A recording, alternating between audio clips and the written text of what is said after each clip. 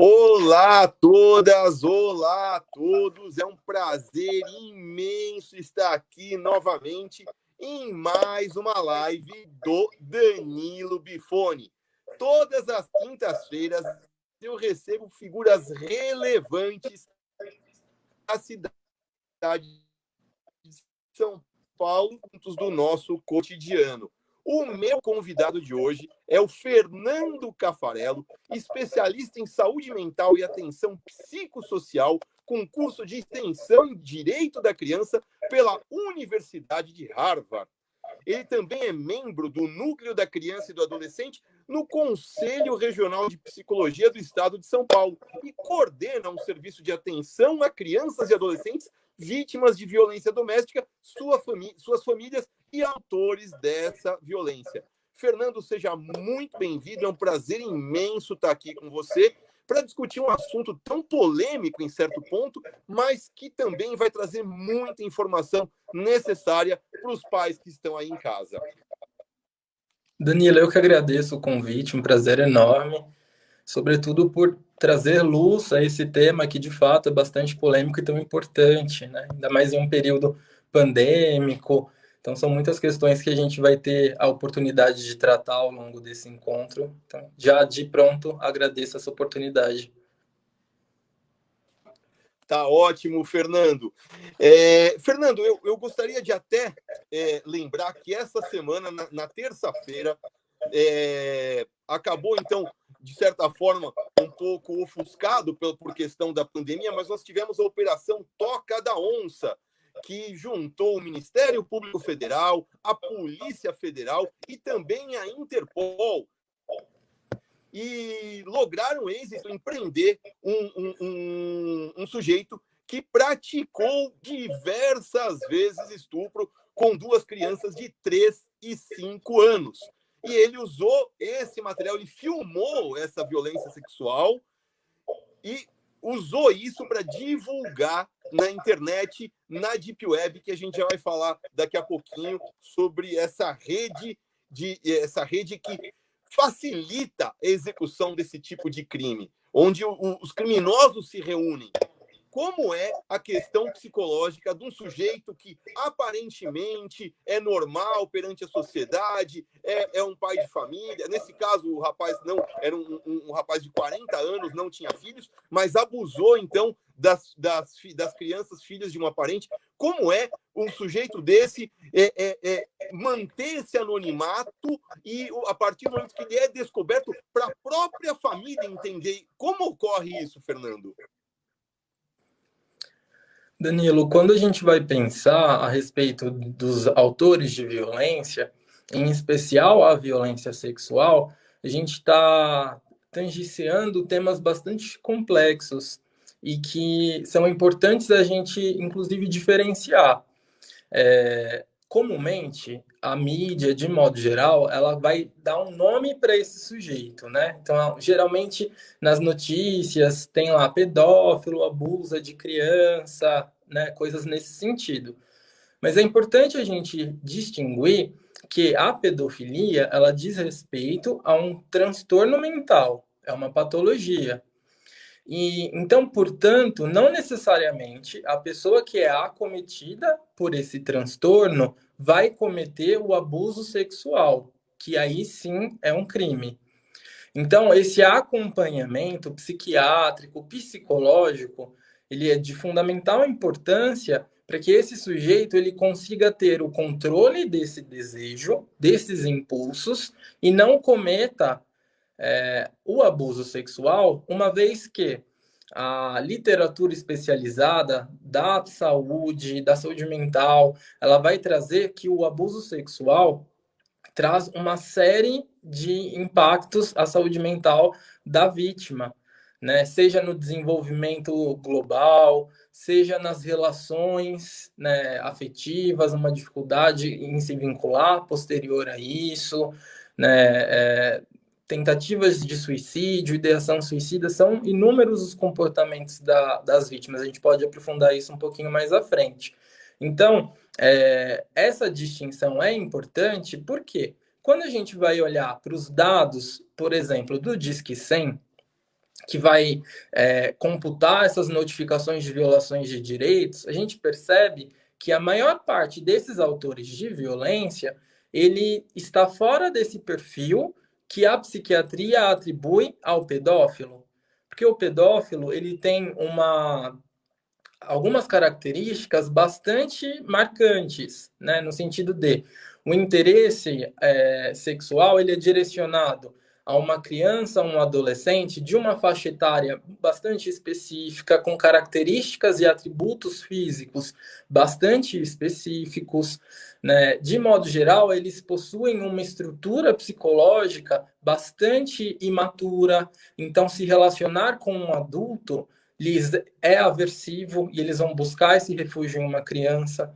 Então, quando a gente vai olhar para esses casos de abuso, as pesquisas no mundo inteiro, infelizmente, elas trazem que o principal autor da violência é o pai biológico, né? Então, ele é casado com uma mulher adulta, se relaciona com outras pessoas adultas, então está fora dessa classificação do pedófilo.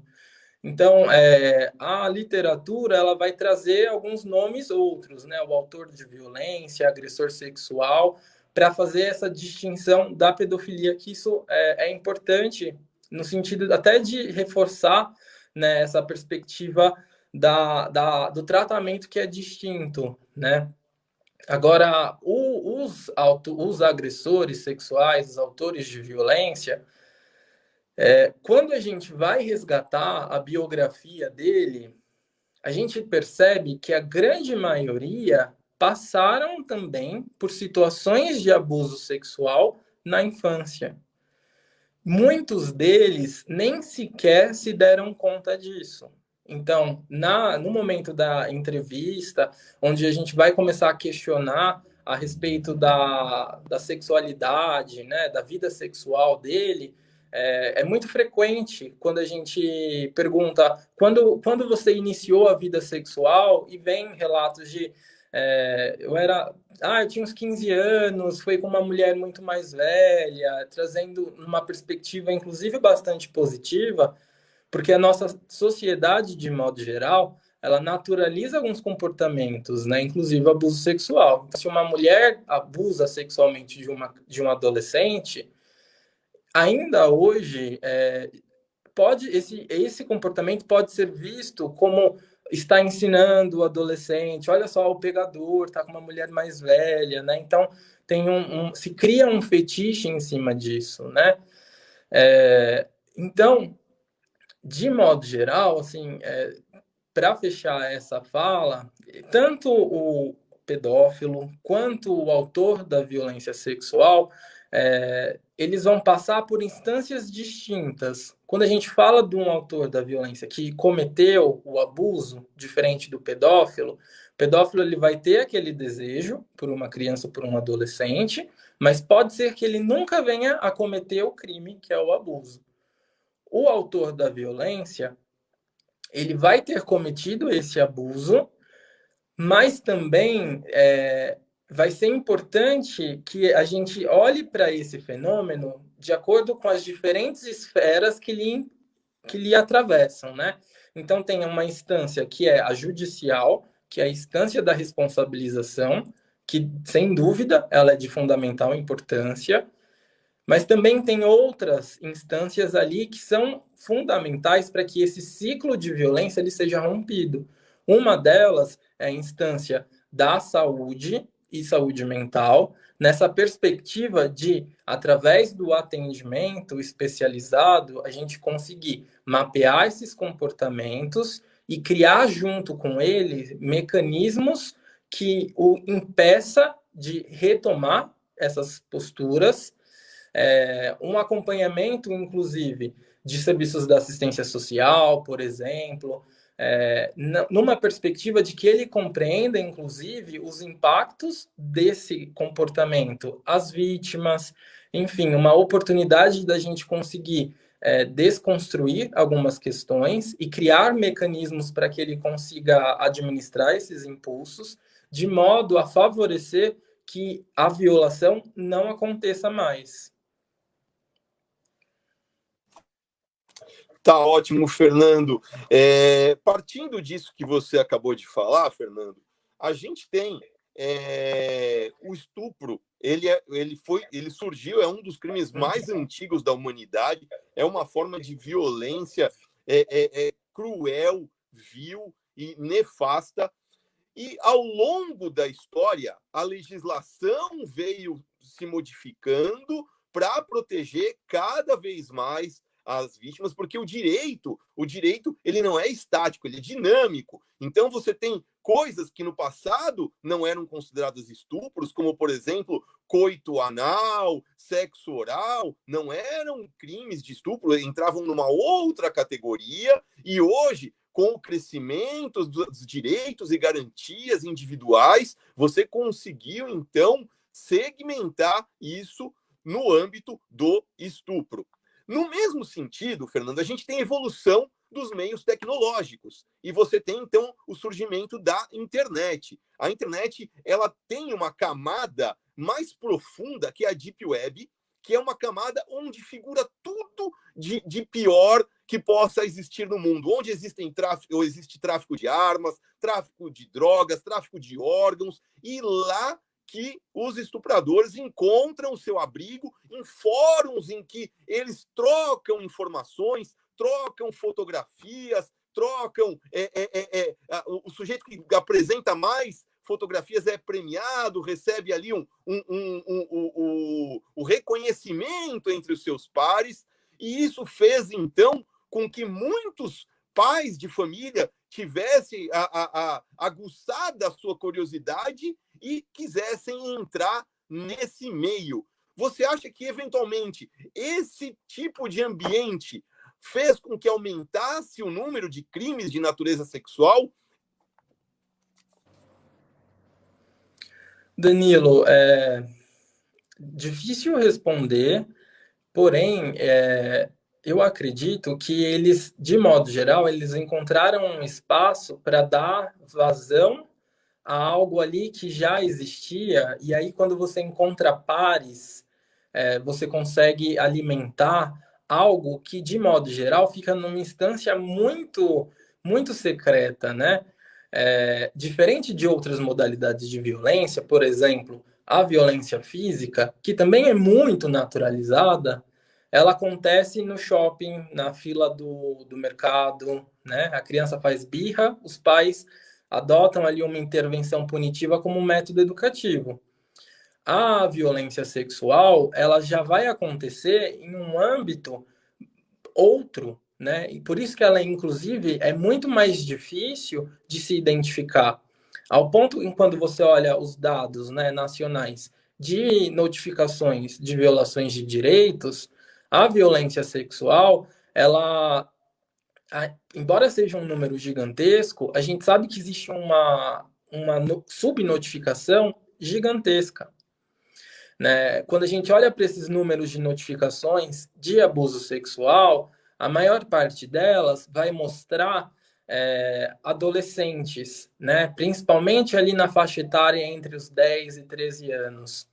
Ocorre que, quando a gente vai atender essas vítimas, a gente vai perceber que os abusos iniciaram muito antes, né? Só que ela não tinha condições de identificar que aquilo era um abuso, né? O abuso sexual, ele não vai acontecer necessariamente daquela forma violenta e assustadora como a gente costuma associar, né? Com a penetração, com o uso da força física, né? De modo geral, ela inicia com brincadeiras, com carícias que vão chegando nas partes íntimas, né? Quando a gente diz que o autor da violência costuma ser sempre uma pessoa de vínculo muito próximo com essa criança, ele vai usar de mecanismos que favoreçam a possibilidade do abuso, né? Então, brinca com a criança, trata ela de uma forma diferenciada para que ela se sinta especial, para que ela se sinta segura.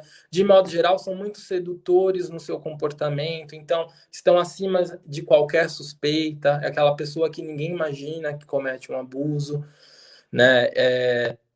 E gradativamente, essas situações de exposição da criança vai levando para situações mais graves, né? Pensando ali nas modalidades de abuso.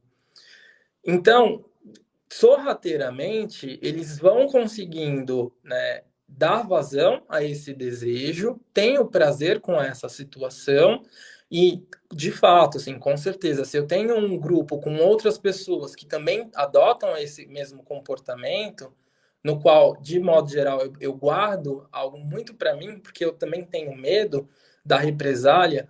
Além das questões legais, a gente sabe que existem questões sociais, né, de que se uma pessoa ela é, é acusada e se confirma uma situação de abuso, muitas vezes nem sequer dá tempo de chegar nas instâncias legais, né? A própria comunidade ali adota intervenções punitivas nesse sentido. Então, fico pensando que, do ponto de vista psicológico, ocupar esses lugares com outras pessoas que também adotam esse comportamento deve promover um pouco mais dessa sensação de risco e de prazer em cima disso. Eu entendo, Fernando, eu concordo com você, porque realmente isso acaba legitimando essa atitude do violador, né? Porque ali ele encontra os seus pares e acaba, então, tendo uma aceitação daquele público que figura com ele. Uma coisa que eu sempre falo, porque assim, as pessoas mais leigas, quando eventualmente se deparam com um crime de maior gravidade, o público leigo acaba falando: ah, no Brasil a gente tem que ter pena de morte, tem que ter prisão perpétua, e a gente sabe que isso não serve para frear a criminalidade. Porque o autor de um crime, seja ele um crime de violência sexual ou qualquer outro tipo de crime, ele confia sempre na impunidade. Ele acha: olha, eu nunca vou ser preso porque eu sou muito mais inteligente, e se for preso, o sistema de persecução do penal no Brasil é tão ruim que eu vou conseguir me safar. Ele não vai pensar: olha, eu vou cometer um crime com uma faca ao invés de usar uma arma de fogo porque a pena é menor. Não, ele não pensa nisso. O que diminui a criminalidade é sim a reprovabilidade social do ato. Porque essa reprovabilidade social do ato, ela fere a essência do próprio ser humano. Por isso que eu incentivo cada vez mais que nós tenhamos, então, grupos em que as pessoas se reúnam, seja escotismo, seja o clube de futebol, seja a fanfarra, seja a escola de língua, artes marciais, grupos de trabalho voluntário, quaisquer grupos, porque aí o sujeito ele não vai querer perder os laços afetivos que ele tem com aquele grupo. Então ele vai deixar de delinquir. Por isso que é tão importante comunidades carentes a gente levar esse tipo de trabalho para socializar as pessoas, para trazer as pessoas para o envolvimento social. E eu vejo que nessa Deep Web, onde o sujeito se encontra entre os seus pares, ele é legitimizado pelo crime, né? Então, vai totalmente de encontro a tudo isso que a gente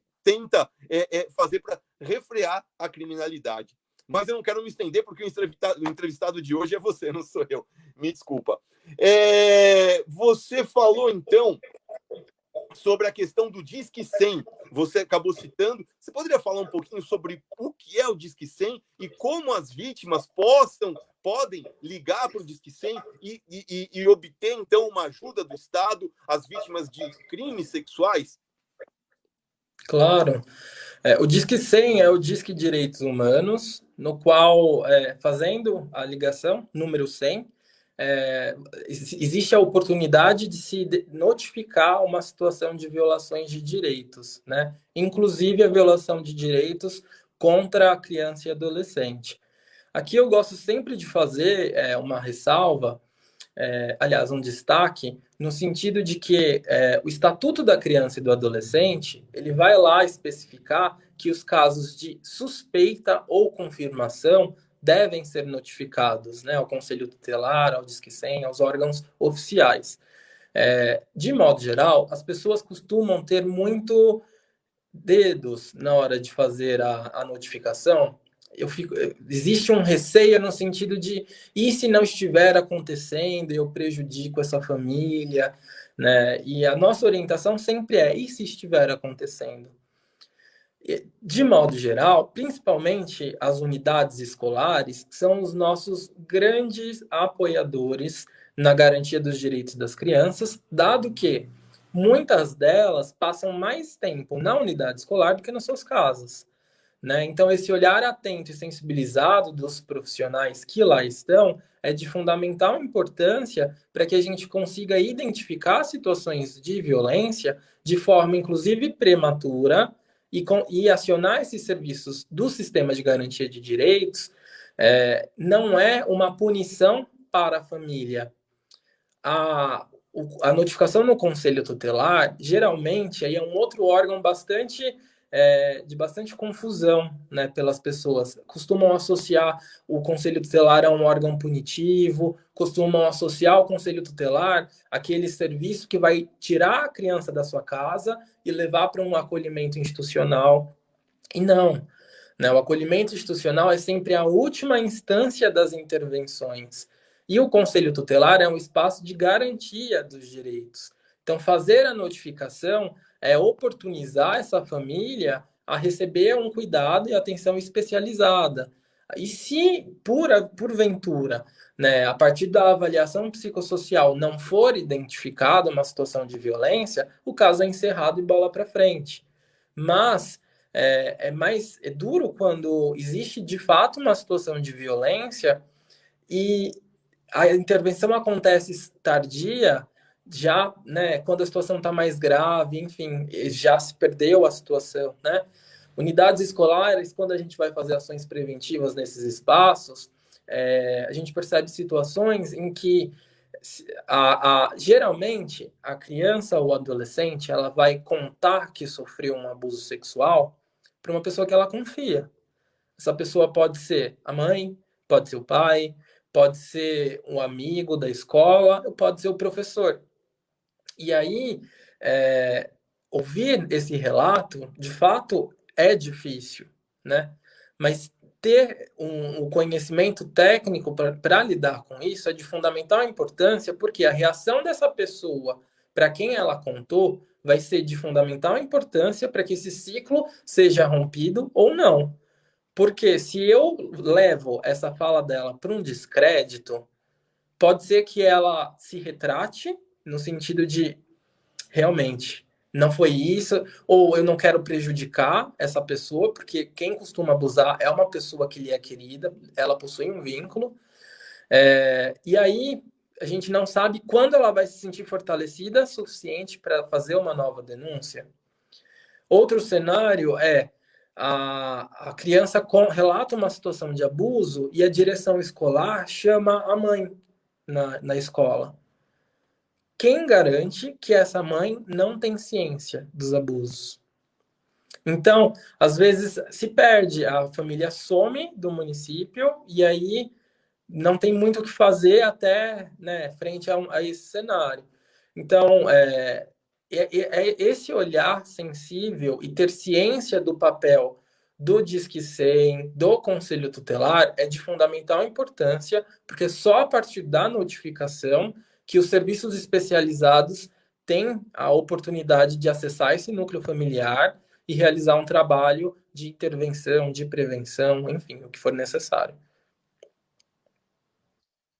Tá ótimo, Fernando. Partindo dessa sua fala, dando continuidade, Fernando, quais são os sinais psicológicos que a família deve estar atenta de que aquela criança está sendo vítima de abusos sexuais? Ou a família, ou até mesmo o professor, o educador, as pessoas que estão envolvidas com aquela criança, o que elas devem prestar atenção no comportamento dessa criança que indica, então, um indício de abuso? Existem indicadores distintos que vão estar ligados diretamente à idade que a criança vítima de violência se encontra. Se nós pensarmos em crianças mais jovens, os indicadores de violação de direitos, ele vai aparecer através das brincadeiras. Então, geralmente, no brinquedo ou com um coleguinha, começa a reproduzir comportamentos de cunho sexualizado. Esse é um indicador muito frequente. E aqui cabe demarcar também que ela está reproduzindo uma violência que sofre, porque pode-se cair no erro de achar a criança está abusando do colega, né? Uma criança ela não abusa, ela reproduz a violência que sofre. Nos desenhos também é um indicativo importante. A criança ela se expressa muito através do lúdico, né? Então, os desenhos ela costuma reproduzir muito do seu conteúdo interno e do que ela vive naquela grafia. Então, é importante ter um olhar sobre isso e também na narrativa da criança. É muito comum que as crianças elas fantasiem, né? E elas vão usando de personagens ali para trazer algo, né, que ela está vivenciando. Eu tive dois casos em que nós acompanhamos no serviço onde eu trabalho, em que uma das crianças ela dizia: o bicho-papão mexe em mim à noite quando eu vou dormir. E a fala era assim: o bicho-papão ele não existe. Então, se eu tenho só essa fala, bicho-papão não existe, né? O que é isso? Esse menino e o irmão eram abusados sexualmente pelo pai. E o irmão era um pouquinho mais velho que ele. E durante o atendimento, quando ele veio trazer esse relato de que o bicho-papão mexia à noite, o irmão olhou para ele e falou assim: não é o bicho-papão, é o papai. E aí esse menino desatou a chorar, porque foi como um recurso psíquico mesmo, de defesa, ele atrelou a figura do pai ao bicho-papão. Por quê? Porque o pai, fora das situações de abuso, é um pai amoroso, é um pai que brinca, que leva na escola, que ajuda a fazer a lição. E no momento do abuso, tá escuro, né? Já é à noite, ele fala num tom de voz diferente, a respiração ficou ofegante, então deixa de ser o pai para a criança, vira o bicho-papão. Então, estar atento à narrativa das crianças e o conteúdo que ela traz é muito importante, porque a criança dificilmente ela vai trazer a informação dessa forma. Né? Meu pai me abusou sexualmente, ele não tem maturidade para isso, muitas vezes sequer sabe que está vivenciando uma situação de abuso. Né? Outro cenário que é muito importante estar atento quando a gente vai pensar nas adolescentes, né, de modo geral, por que as notificações costumam ter um boom quando elas chegam, né, por volta ali dos 10 aos 13 anos? Elas já têm contato com outras pessoas e já têm maior consciência a respeito do que é o ato sexual. Né? Então, a partir desse momento em que ela vai tendo interações, vai vivenciando interações outras para além do seu núcleo familiar, ela vai identificando que aquela brincadeira, que aquele carinho, aquele incômodo não acontece nas outras casas. E aí cai a ficha de que aquilo é um abuso. Então, isso vai reforçar também a importância da educação sexual. Né? As pessoas confundem muito educação sexual como se fosse ensinar a transar, ensinar o que é sexo, e não é isso. Né? Educação sexual, quando a gente vai falar de crianças, como está esse primeiro exemplo, é ensiná-la o nome das suas partes íntimas, ensinar que ninguém pode tocar nas suas partes íntimas, né? Ensinar que o meu corpo, o amiguinho não pode tocar, mas eu também não posso tocar no corpo do amiguinho. Que se alguém faz, né, algum toque, algo nesse sentido em mim, que eu tenho que buscar a minha mãe ou a minha professora e contar. Né? Tudo isso instrumentaliza a criança a diferenciar um toque abusivo de um toque de carinho. Né? Ensinar a criança que uma brincadeira e um carinho ele não precisa acontecer em segredo. Então, são ações que vão prevenir as situações de abuso nessa faixa etária menor. Quando a gente vai pensar em adolescentes, os comportamentos costumam, né, variar no sentido de uma oscilação muito brusca no humor, tinha uma relação bastante tranquila na unidade escolar, vai para um momento de retração, né, comportamentos mais depressivos, ideação ou tentativa de suicídio, uso abusivo de álcool, um descuido com o asseio pessoal, e esse descuido com o asseio pessoal, com a própria higiene, costuma ser inconsciente e com o objetivo de se tornar menos atraente ao autor da violência. Então, são alguns indicadores que vão nos... assim, o que é importante também a gente ressaltar, que os indicadores eles não podem ser olhados individualmente, mas que são alguns sinais ali bastante significativos e frequentes, de acordo com a literatura especializada, em crianças e adolescentes que vivenciam essa modalidade de violência. Então, o olhar sensível para isso é fundamental para que eu esteja mais apto a reconhecer situações de violência e conseguir ter uma intervenção ali assertiva. Tá ótimo, Fernando. Eu acho muito importante você ter tocado nesse ponto de que as crianças passam a ter consciência dessa violência, então, dos 10 aos 13 anos. Eu gostaria que você comentasse depois, porque muitas pessoas passam a ter essa consciência, mas não conseguem juntar forças para denunciar, porque a sensação de vitimização é tão grande que essa criança não consegue gritar. E ela só vai tomar consciência disso anos depois.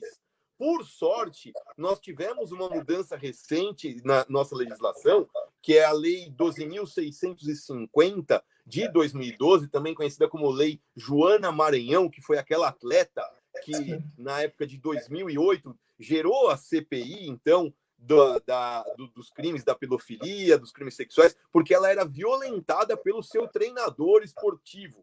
E essa lei prevê que o prazo de prescrição, para quem está em casa, não é da área jurídica. O que é prazo de prescrição? É o prazo que o Estado tem para executar a persecução penal, punir aquele agressor. O prazo, então, de prescrição para crimes sexuais praticados contra crianças e adolescentes, ele passa a correr só a partir do momento em que essa vítima completa 18 anos. Então, esse prazo, que chega até 20 anos, de 20 anos corridos, ele é um prazo muito extenso para que, ao longo da vida, essa pessoa possa refletir, discutir, eventualmente até com o seu próprio terapeuta, sobre a questão daqueles abusos, e então buscar a persecução penal daquele criminoso. Foi um dos motivos que me fez, então, te procurar, Fernando, para essa live de hoje, porque nós fizemos uma live recentemente, faz cerca de um mês, em que eu conversei com uma advogada e um procurador da República, e nós discutimos a questão da violência sexual da mulher diante da pandemia. E aí uma moça me mandou mensagem falando: olha, eu fui violentada, mas já faz muito tempo, acho que agora não adianta mais, né? Eu falei: não, adianta sim, ainda está em tempo. E eu acho que o psicólogo tem um papel importantíssimo nisso. Como o psicólogo pode ajudar o empoderamento dessas vítimas, Fernando? De modo geral, Danilo, as situações de abuso sexual intrafamiliar, então dentro de casa, a gente vai entender que existe um pacto de silêncio. Cada pessoa, dentro daquele núcleo familiar, possui um papel para a ocorrência e manutenção desse abuso, seja ignorando indicadores, seja tendo ciência e favorecendo que esse abuso ocorra. Entendo que o psicólogo ele tem esse acompanhamento, seja psicoterapêutico ou psicossocial, ele vai ter uma oportunidade de acolher essa vítima, dar voz à sua dor, né, contribuir para que, junto com ela consiga ressignificar essa situação que ela viveu e ganhar mais consciência a respeito dos caminhos que tem adiante, seja no sentido de buscar os meios legais para notificar a situação de violência e existir a responsabilização do autor da violência, seja inclusive de conseguir também ter comportamentos que favoreçam a sua proteção. Às vezes é muito difícil sair dessa casa, mas a escolha mais acertada para sua proteção naquele momento. Trabalhar com a vítima, de modo geral, elas costumam apresentar um sentimento de culpa muito latente. Porque eu, né? O que, que eu fiz de errado? A violência sexual, ela é, infelizmente, muito naturalizada. Quando a gente vai pensar nas letras de música que trazem lá o termo novinha, né? Quando a gente vai pensar no conteúdo pornográfico disponibilizado na web, que muitos deles colocam atrizes que, embora sejam maior de idade, elas têm um biotipo muito infantilizado, com homens muito maiores, e ali criam cenas de pai e filha, padrasto e afilhada, né? Então existe todo um fetichismo em cima disso que vai favorecendo a ocorrência desse abuso, né? Um olhar muito machista, muito patriarcal, muito conservador, no sentido de o abuso aconteceu, que roupa ela estava usando, como ela se comportava, né? Muito comum os autores de violência inicialmente trazerem falas de ela queria, ela consentiu, ela me buscou. Então, a primeira coisa que a gente, né, costuma dizer é, ok, se uma criança me pede uma faca, eu vou dizer não, não pode, não, isso pode te machucar, isso não é apropriado.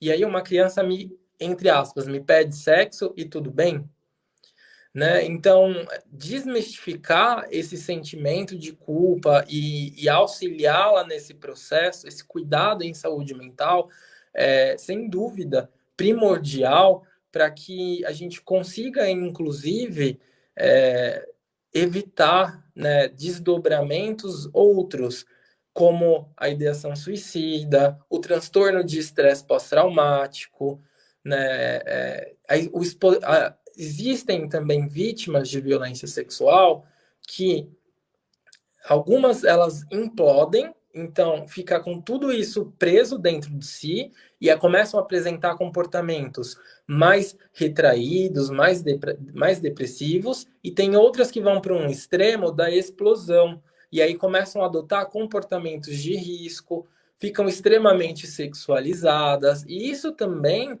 é algo que está atrelado à violência que ela sofreu. Então, o acompanhamento ele vai favorecer, sem dúvida, que a vítima tenha o apoio para que consiga se romper ali com comportamentos e com desdobramentos ali na sua saúde mental, trazendo maior organicidade psíquica. Mas também, quando a gente vai pensar nessa perspectiva do acompanhamento psicossocial, ele vai ser fundamental para que a gente consiga ter um olhar para essas outras pessoas do núcleo familiar. Muitas vezes, a vítima de violência é uma criança muito nova, ou ela não teve situações de abuso que ocorriam com expressão de força ou penetração. Mas o irmão assistia o que estava acontecendo e tinha maior noção que aquilo era um abuso. Então, muitas vezes, nesses termos psíquicos, o irmão que presenciava apresenta um sofrimento maior do que a própria vítima.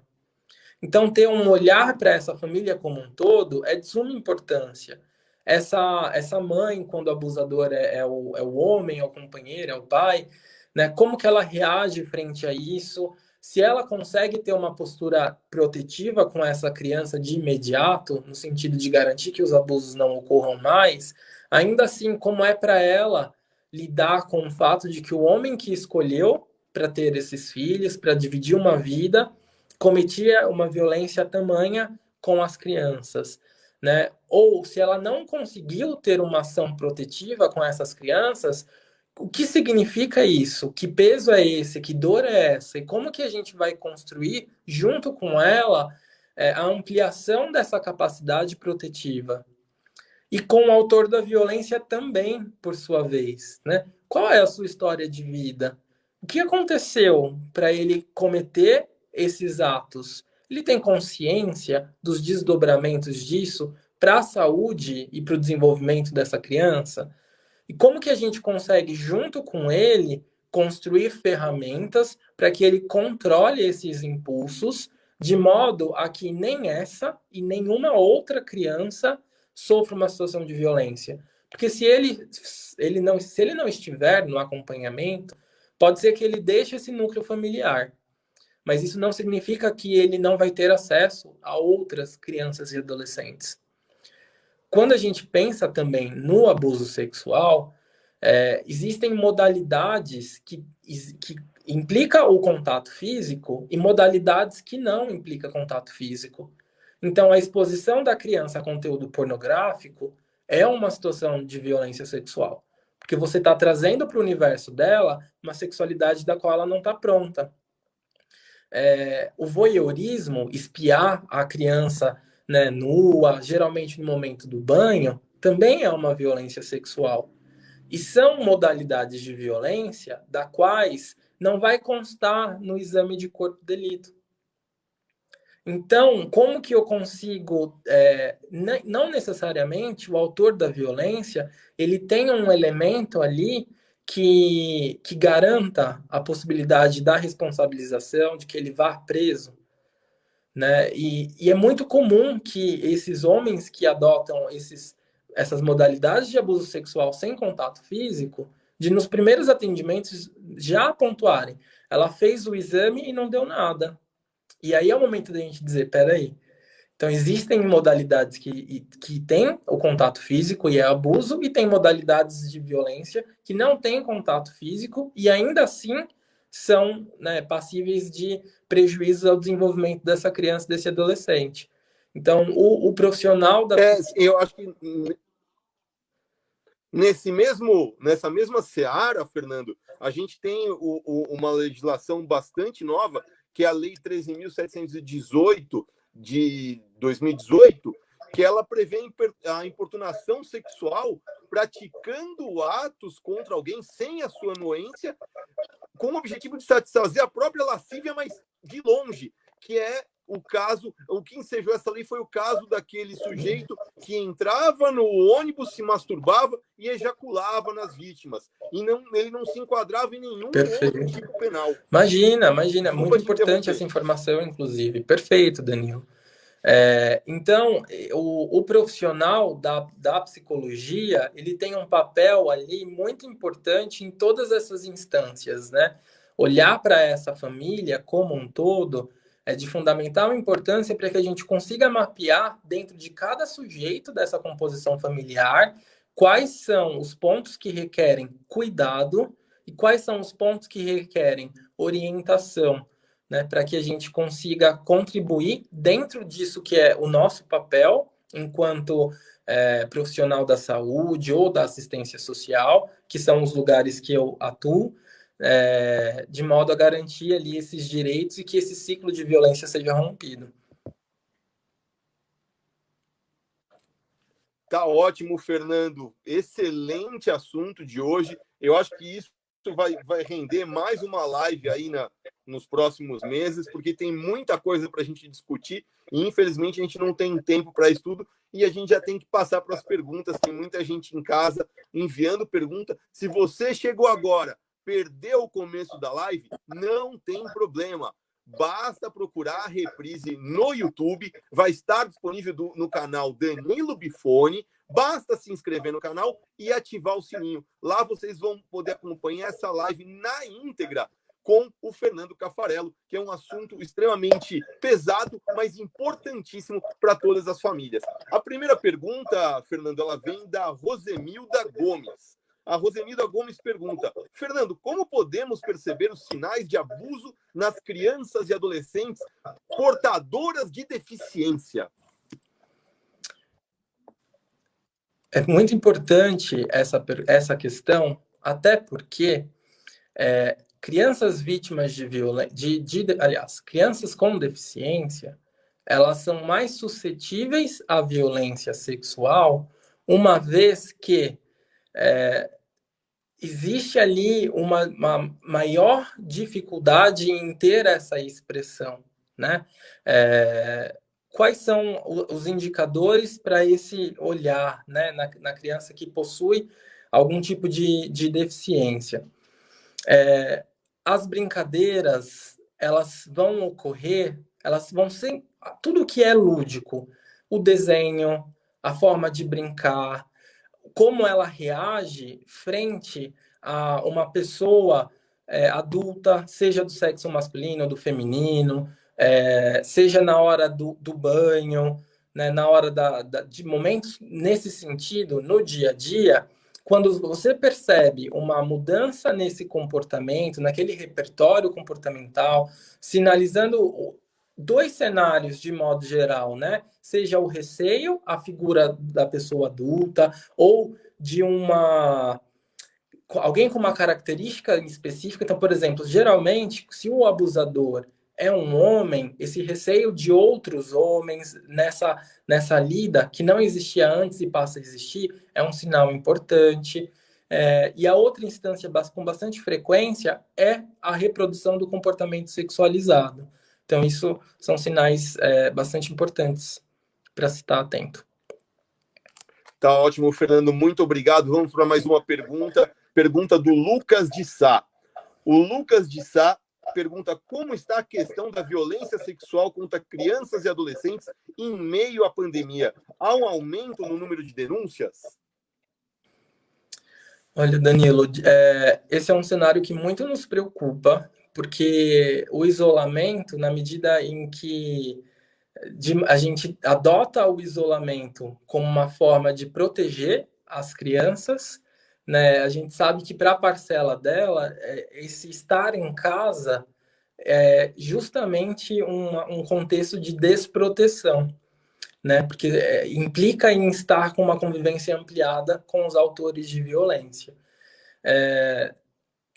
Eu tenho percebido, através das notícias, através de conversas com colegas de outras comarcas, além de São Bernardo, que é onde eu atuo profissionalmente, que houve uma queda expressiva nas notificações de violações de direitos. Isso inclui todas as naturezas, né, inclusive a sexual. Por quê? Eu reforço que os nossos grandes parceiros são as unidades escolares, né? Então, na medida em que essas crianças deixam de estar na escola diariamente, se reduz ali os olhares sobre ela para além do seio familiar. Então, esse é um ponto de fato muito importante e que a gente vai reforçar, inclusive, essa orientação de que nós, enquanto cidadão, estejamos atentos às nossas vizinhanças, né, e cientes de que nós podemos fazer essa notificação através do contato telefônico com o Conselho Tutelar, do Disque 100, reforçando também de que os casos de suspeita, segundo a UECA, já são passíveis de notificação, que a gente não precisa ter a confirmação. Acho que nós, de modo geral, nesse momento, fomos convocados a esse papel tão importante de estarmos atentos a esse senso comunitário, né, e fazer uso do que é nosso ali de atribuição nesse sentido. Tá ótimo, Fernando. Fernando, para encerrar, a gente podia falar só um pouquinho. A gente falou bastante sobre violência no círculo familiar. Eu tive a oportunidade de trabalhar, ainda que de forma muito efêmera, com crimes cibernéticos. E eu sei muito bem o quanto os abusadores buscam, então, hoje, crianças com 9, 10 anos que já fazem uso de computadores. E eu sempre orientei os meus amigos que têm crianças nessa faixa etária para que o computador fosse um computador da família. Então, essa de ter computador dentro do quarto, essa privacidade de usar o computador, eu vou fazer a lição no meu quarto. Não. O computador tem que ser no meio da sala, no meio da cozinha, com a tela virada para que todo mundo passe e veja o que está acontecendo naquele monitor de computador. Fone de ouvido, eu falo, pode abolir o fone de ouvido. Ah, mas vai ouvir música alta, vai jogar o jogo. Não existe barulho de jogo pior do que, eventualmente, a fala de um agressor, de um violador, de uma pessoa que vai tentar fisgar o seu filho, sua criança, aquela criança que está no seu círculo familiar. Fora essa forma de se precaver, qual outra forma de orientação que os pais e professores podem passar, então, para que essas crianças não sejam vítimas, então, de crimes sexuais via internet?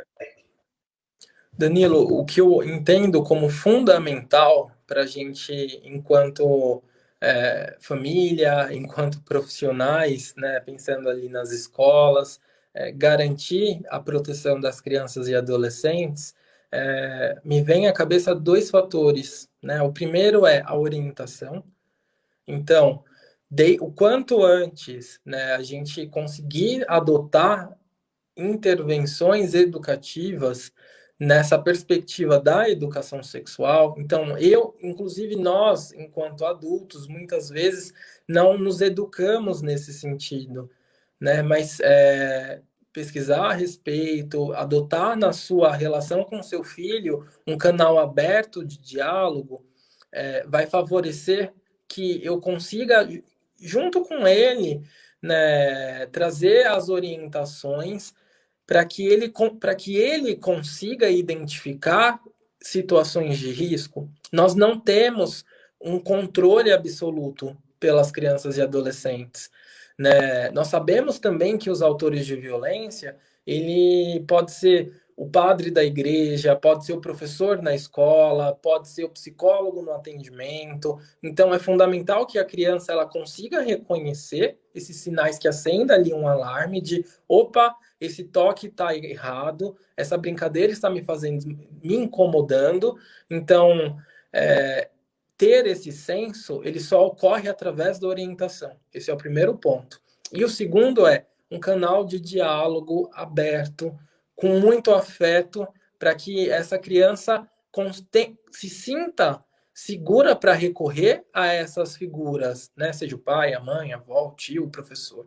Então, manter esse canal de diálogo aberto é de fundamental importância para que ela também consiga recorrer ali nesse sentido de buscar apoio, para não entrar, inclusive, nessa perspectiva, né, de se eu sou abusado e me sinto culpado, se eu conto para os meus pais, qual será a reação deles frente a isso, né?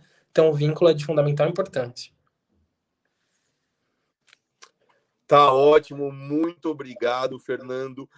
Eu agradeço demais a sua presença e vamos ver se no futuro a gente volta aí para dar continuidade a um assunto que vai desmembrado em uma série de outras coisas que eu gostaria de explanar mais, justamente para ajudar quem está em casa a lidar com esse tipo de coisa. Obrigado novamente. E você que está acompanhando as lives do Danilo Bifone, nós temos novidades por aí. As lives sobre a Covid-19 aos sábados estão encerradas. Nós vamos passar as lives de quinta-feira, essas lives aqui, para a gente não concorrer com o futebol. Vamos passar, então, para os sábados, sempre à 13h. E se você perdeu, o próximo sábado não tem, o Lucas acabou de falar, não tem, é véspera do Dia dos Pais, a gente está alinhando as coisas. Só no outro sábado daremos, então, continuidade com as lives, sempre à 13h. Se você perdeu, não teve a oportunidade de assistir essa entrevista maravilhosa com o Fernando Caffarello, acione o nosso canal do YouTube, Danilo Bifone. Basta se inscrever no canal e ativar o sininho. Lá vai ter essa live completa para você assistir e compartilhar com as mães, os pais, para que todos tenham acesso a essas informações importantíssimas. Mais uma vez, meu muito obrigado, Fernando. E quem puder, fique em casa. Se não puder, tiver que sair, use máscara. Obrigado, Fernando. Obrigado, Danilo. Obrigado a todos que nos acompanharam. Uma boa noite e até breve. Até logo.